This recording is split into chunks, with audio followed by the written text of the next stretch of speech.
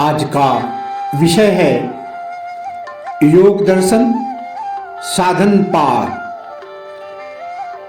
पतंजल योग सूत्र 10 और 11 का हिंदी अर्थ और व्याख्या।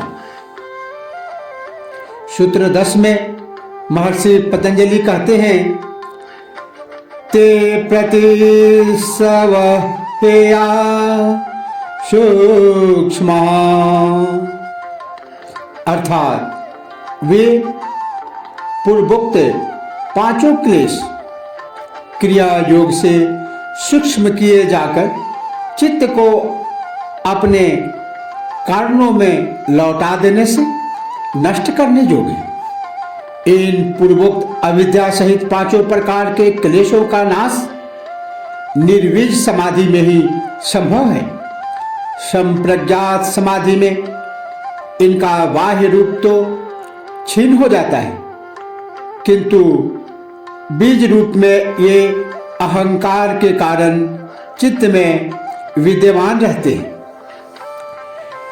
क्रिया योग द्वारा उन्हें सूक्ष्म किया जाता है, जिससे उनके प्रभावों की तीव्रता कम हो जाती है, किंतु चित्त के अपने कारण में विलीन होने पर ही ये नष्ट होते हैं। जब तक चित्त जो प्रकृति जन है विद्यमान है, तब तक ये सूक्ष्म रूप में बीज रूप में विद्यमान रहेंगे ही, तथा समय पाकर ये पुनः अपना प्रभाव दिखाते हैं। इसीलिए साधक आरंभ में इन्हें ध्यान योग अथवा क्रिया योग द्वारा सूक्ष्म करता है तथा सबीज समाधि में इस चित्त को ही विलीन कर देता है। तब निर्बीज समाधि प्राप्त होती है। इसी में इनका नाश होता है। अज्ञान से ही इन क्लेशों की अनुभूति होती है तथा ज्ञान प्राप्ति पर इनका नाश हो जाता है। महर्षि पतंजलि आगे सूत्र 11 में कह रहे हैं, ध्यान हेयास्तवद वृत्तयः,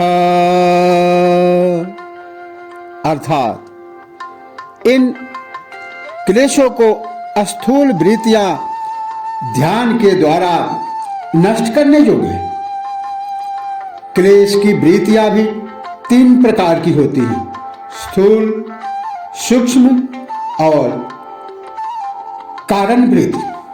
स्थूल वृत्तियां वे हैं जो कर्मों द्वारा व्यवहार एवं आचरण में प्रयुक्त होती है, जैसे किसी की हिंसा करना, राग द्वेष रखना, झगड़ा मन मुटाव रखना, गर्व करना, दूसरों को दुख देना, पीड़ा पहुंचाना, सदा भयभीत रहना आदि। इसीलिए पतंजलि कहते हैं कि यह जो इनका स्थूल बाह्य स्वरूप है, उसे सबसे पहले क्रिया योग द्वारा सूक्ष्म करना चाहिए। मन में ऐसे विचार आने पर भी इन्हें क्रियान्वित नहीं करने से ये निर्बल हो जाते हैं। इसीलिए सदाचार का आचरण करना, इनको निर्बल करना है। इसके बाद इनका विचारों में बार बार आना जारी रहता है। जो इनका सूक्ष्म रूप है, यह संप्रज्ञात समाधि में नष्ट होता है, जहाँ विचार ही बंद हो जाते हैं।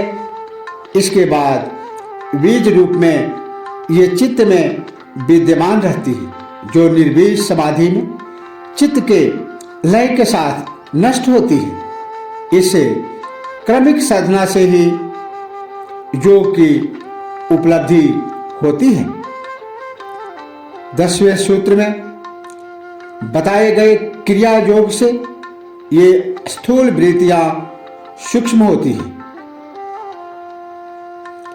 तथा ध्यान से ये नष्ट हो जाती है। इस प्रकार इनको नष्ट करना चाहिए। अविद्या के संस्कार को ही नष्ट कर देने से ये वृत्तियां फिर नहीं उभरती। इन्हें क्रिया योग से कमजोर करके ध्यान द्वारा सूक्ष्म किया जाता है। फिर समाधि द्वारा उन्हें निर्बीज किया जाता है, तभी ये नष्ट होती हैं। वे भुने हुए बीज के समान हो जाती हैं, जिनसे फिर अंकुर नहीं निकलता। क्रिया योग के बिना समाधि की योग्यता नहीं आती, इसीलिए क्रिया योग से ही आरंभ कर निर्बीज समाधि में इन्हें नष्ट करना चाहिए। आज इतना ही, फिर अगले सूत्र के साथ मिलते हैं। तब तक के लिए ओम